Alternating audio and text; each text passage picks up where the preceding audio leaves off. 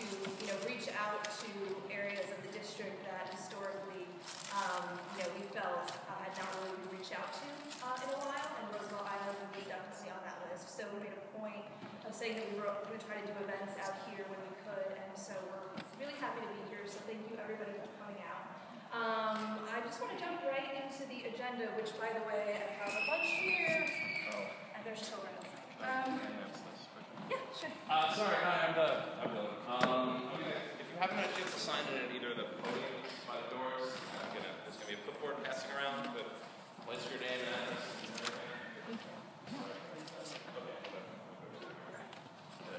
Yeah. So, and those of you who are new, who've never been to a meeting before, my name is Pam. I'm the president of the club. Feel free to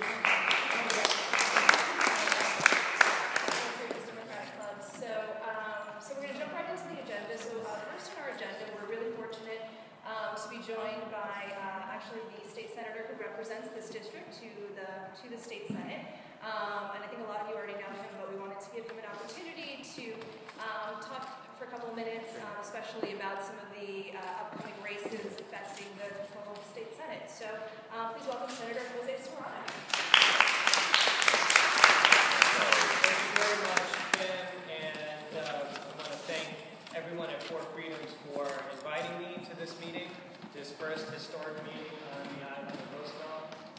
This really is a good day, and I've got so much Roosevelt on the mind because I've been watching the Ken Burns documentary on PBS, and it's really, really amazing. You think you know about the Roosevelt family until you watch Ken Burns documentary. You learn so much about it. But I really am very fortunate to represent this community. It is a wonderful, diverse community.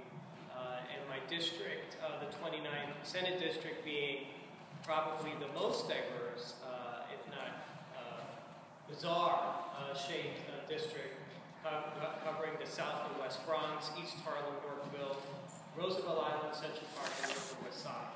So it's pretty big, it's pretty spread out, but this community is a very important part of that district, and I've been very blessed to be the state senator for over 10 years now. And I also want to thank Four Freedoms, the political club, which is sort of the new kid on the block, for not only their endorsement of my candidacy this year, and to all the members who voted to endorse me. I appreciate your support, but also the way that you've reached out and included me in the events that you guys do, and also reached out to the members.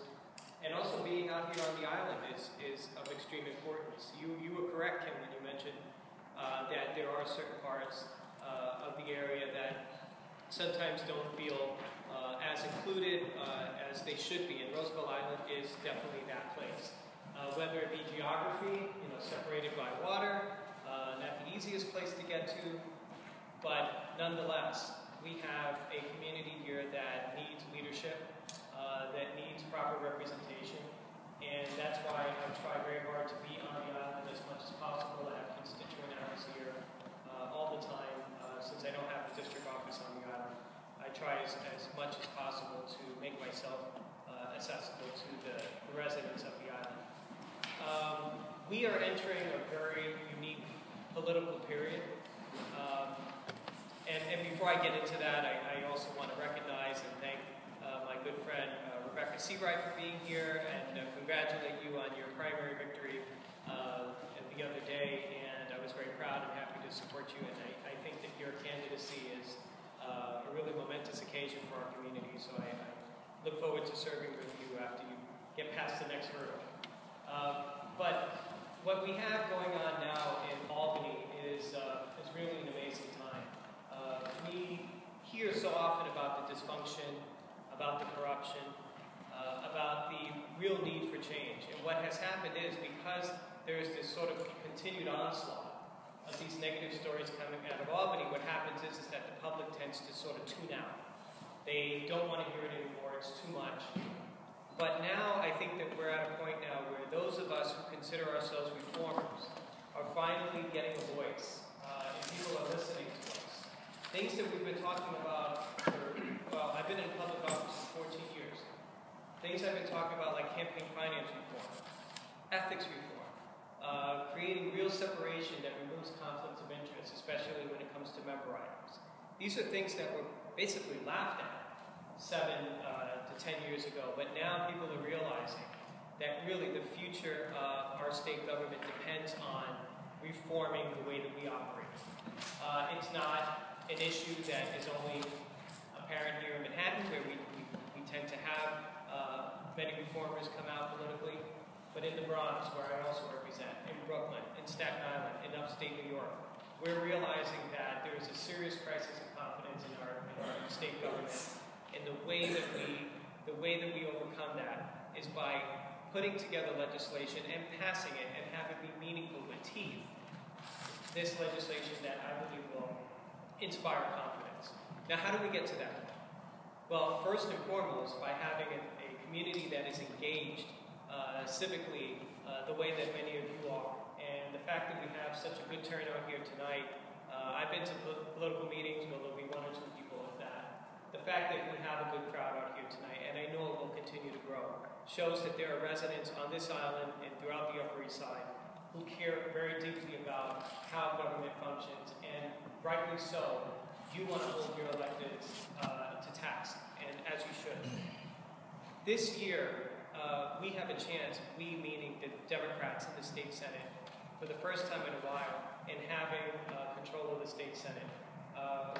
For 40 years, it has been controlled by the Republicans. 2 short years, a couple of years back, the Democrats won control of the Senate. It was a very tumultuous year because the Republicans led a coup. And let's make sure that that's clear, because oftentimes you will hear people say that it was Democratic dysfunction. There was enough dysfunction to go around on both sides of the aisle. And the truth is that there was a coup that was led by the Republican forces in the state Senate, who had never gotten over the fact that they had lost control of the Senate. They clawed their way back into power and then formed a coalition with the IDC, which in theory gave power to anyone but the mainland Democrats. So I think it's important to note that for the first time now, that there seems to be a major shift. The IDC has made public statements that they will be conferencing or working with our conference, which is a really good thing. And the statements that are being made coming out of the IDC are very positive.